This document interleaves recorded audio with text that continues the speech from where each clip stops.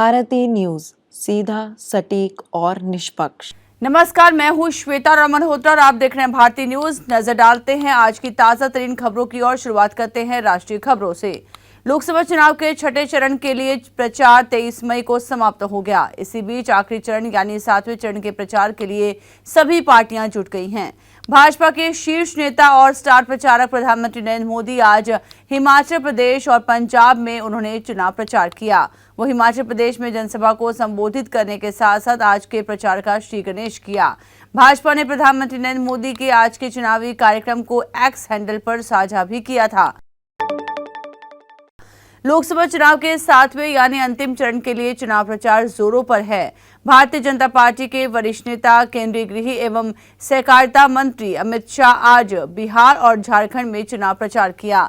भाजपा ने वरिष्ठ नेता और केंद्रीय गृह मंत्री अमित शाह के आज के चुनावी दौरे का कार्यक्रम एक्स हैंडल पर साझा किया है।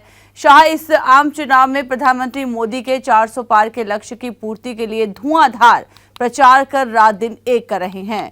वो झारखंड के दुमका लोकसभा क्षेत्र में दोपहर 2:30 बजे पंचायत मेजिया सर्किल जामताड़ा में भाजपा की जनसभा को उन्होंने संबोधित किया। राष्ट्रीय रक्षा अकादमी यानी कि एनडीए के 146वें पाठ्यक्रम के दीक्षांत समारोह में 205 कैडेट्स को जवाहरलाल नेहरू विश्वविद्यालय से प्रतिष्ठित स्नातक की डिग्री प्रदान की गई। दीक्षांत समारोह के दौरान मित्र विदेशी देशों के 17 कैडेट्स को भी डिग्री प्रदान की गई।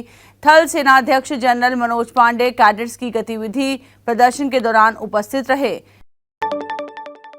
देश के कई हिस्सों में भीषण गर्मी के बाद एक बार फिर मौसम बदलने की उम्मीद है। बंगाल की खाड़ी में बने चक्रवाती तूफान रुमेल धीरे धीरे मजबूत होकर पश्चिम बंगाल और बांग्लादेश के तटीय क्षेत्रों की ओर बढ़ने लगा है। मौसम विभाग की तरफ से गुरुवार को दी गई जानकारी के मुताबिक बंगाल की खाड़ी के ऊपर निम्न दबाव बढ़ता जा रहा है और रविवार शाम तक भीषण चक्रवाती तूफान के रूप में बांग्लादेश और आसपास के पश्चिम बंगाल तटों पर पहुंच जाएगी। इसके प्रभाव से तेज आंधी तूफान के साथ भारी बारिश होगी। साइबर क्राइम को रोकने और डिजिटल लेन देन को और सुरक्षित बनाने के लिए टेलीकॉम विभाग ने लगभग 6,80,000 मोबाइल नंबरों को फर्जी और अवैध पाया। विभाग ने संदेह जताया कि उन्हें अमान्य, गैर मौजूद या नकली, जाली पहचान प्रमाण पत्र और पते के प्रमाण केवाईसी दस्तावेजों का उपयोग करके प्राप्त किया गया है।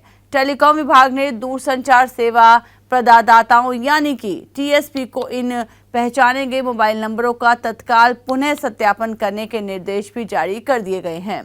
सभी टीएसपी को 60 दिनों के भीतर चिन्हित कनेक्शंस को फिर से सत्यापित करना अनिवार्य है।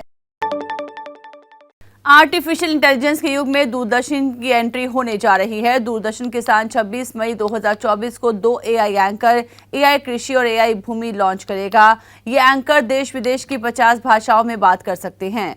दरअसल डीडी किसान चैनल प्रगतिशील किसानों के प्रयासों को सभी लोगों के सामने लाने का काम भी कर रहा है, जिसका उद्देश्य देश में कृषि और ग्रामीण समुदाय की सेवा करना, साथ ही साथ उन्हें शिक्षित कर समग्र विकास का वातावरण बनाने की दिशा में काम करना है। आइए हम नजर डालते हैं अंतर्राष्ट्रीय खबरों पर। संयुक्त राष्ट्र सुरक्षा परिषद में अपने सशक्त संबोधन में भारत की स्थायी प्रतिनिधि रुचिरा कंबोज ने वैश्विक सुरक्षा और विकास चुनौतियों से निपटने में अफ्रीकी देशों की भूमिका को मजबूत करने के लिए भारत की अटूट प्रतिबद्धता दोहराई। एजेंडा आइटम अंतर्राष्ट्रीय शांति और सुरक्षा का रखरखाव के तहत खुली बहस को संबोधित करते हुए कंबोज ने भारत और अफ्रीका के बीच ऐतिहासिक संबंधों और साझा एकजुटता में निहित दीर्घकालिक मित्रता पर जोर दिया। ताइवान जलडमरू मध्य और चीनी तट के पास ताइवान नियंत्रित द्वीपों के समूहों के आसपास 2 दिनों का अभ्यास, जिसके बारे में एक ताइवानी अधिकारी ने कहा है कि इसमें विदेशी जहाजों पर नकली बमबारी भी शामिल है। नए राष्ट्रपति लाई चिंगते के पदभार संभालने के 3 दिन बाद शुरू हुआ। ताइवान ने चीन की कार्रवाई की निंदा की है। अब खबरें व्यापार जगत से। शेयर बाजार में गुरुवार को शानदार तेजी दर्ज की गई। निफ्टी वीकली एक्सपायरी के दिन बाजार में जबरदस्त जोश देखने को मिला। बीएसई सेंसेक्स और एनएससी निफ्टी दोनों ही सूचकांकों ने 1.6% से अधिक की छलांग लगाई और नए रिकॉर्ड के साथ बंद हुए। अब खबरें खेल जगत से।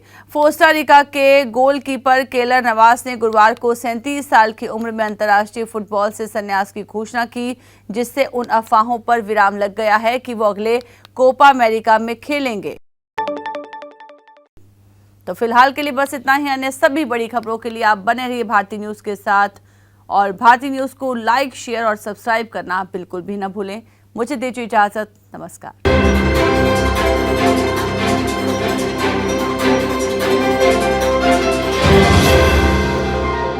भारती न्यूज, सीधा, सटीक और निष्पक्ष।